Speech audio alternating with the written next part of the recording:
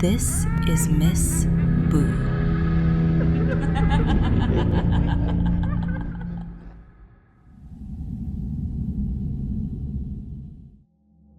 I'm from China, and when I was a kid, I was obsessed with water. Any kind of water. Rivers, ponds, lakes, even dirty canals. If there was water somewhere, I wanted to be near it. I loved fishing too, even though I was still really young. When I was 7 years old, my mother took me to visit my grandmother's house in the countryside. It was an old place, built many decades ago, half wood, half stone. What made the house unusual was the basement. The basement wasn't just a storage room. Part of it opened directly to a small branch of a river that ran behind the property. The adults used to wash vegetables there, clean fish, things like that. To me, it felt like a secret entrance to another world.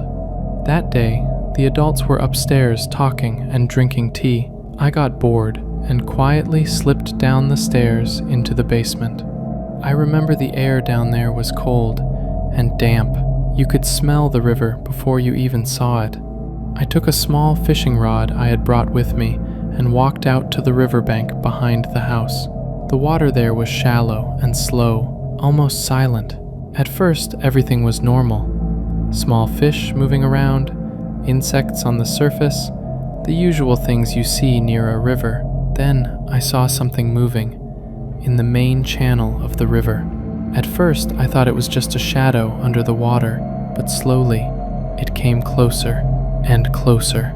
It was a carp, but not like any carp I had ever seen before. Even now, thinking about it gives me chills.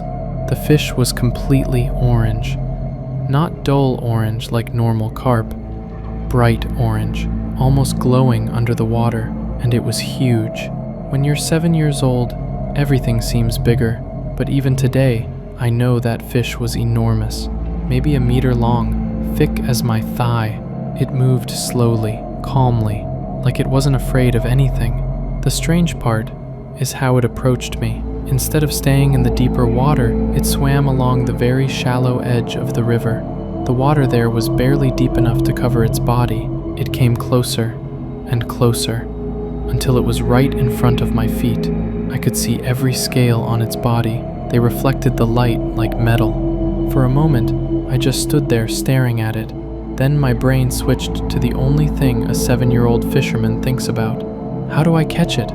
I started looking around for something to trap it with, but while I was thinking, the fish slowly passed my feet and continued downstream. The strange thing was, it didn't act like a normal fish at all. Most fish panic when they see a person. They dart away immediately.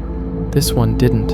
It moved slowly, almost lazily, as if it knew I was there and simply didn't care. Or worse, as if it wanted me to follow it. About a minute later, something even stranger happened.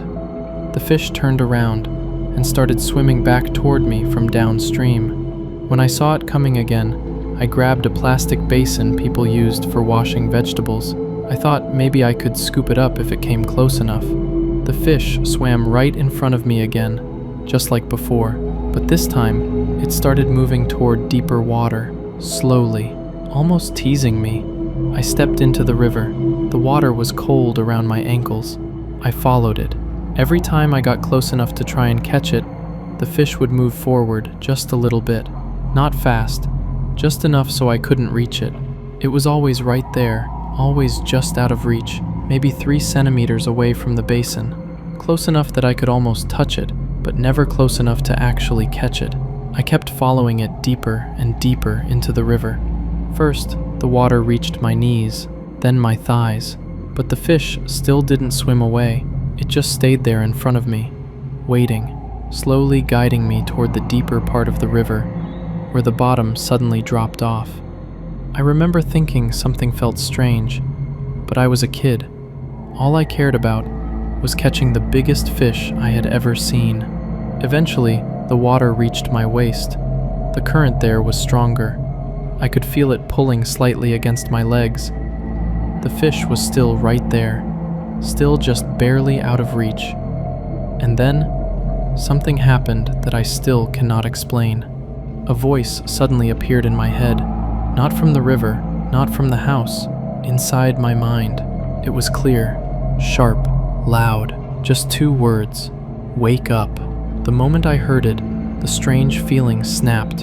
It was like coming out of a dream. Suddenly, I realized how deep in the river I had walked without noticing. I looked around in panic. There was nobody there. The house was quiet. The adults were still inside. No one had called me. I ran back to the shore as fast as I could. When I turned around to look at the water again, the carp was gone. Completely gone. No splash, no movement, nothing. Just dark water. I'm 29 now, and even after all these years, every time I remember that moment, I get a very uncomfortable feeling. When I grew older, I started reading about strange folklore and river spirits in different cultures. Some people believe certain spirits can appear as animals, especially fish, to lure people into deep water. Some say they drown them. Others say they take their soul. Maybe it was just a coincidence, maybe my imagination, but one thing still bothers me.